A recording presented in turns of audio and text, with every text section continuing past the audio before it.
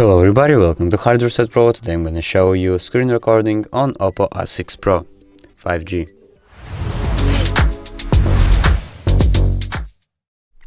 So basically, if you want to record your screen on your OPPO A6, I'll show you how to do it. So first up, open up your quick settings panel just by swiping down from the upper part of your screen. And the next thing is, as you can see here, is the screen recorder. Just click on it while using the app, and here you can choose either to record system sound or to record microphone sound, or both. Click on start recording, and basically that's it. Right now your screen is recording,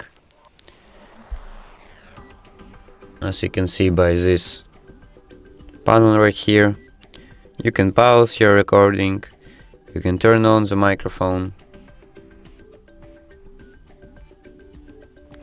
and to end your screen recording, just click on this button right here. There's a red one, and as you can see now, it is saved in your photos.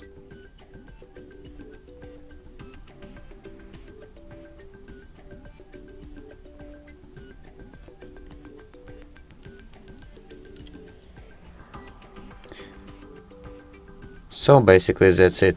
That's how you screen record on your OPPO A6 Pro 5G. So thank you for watching and subscribe for more.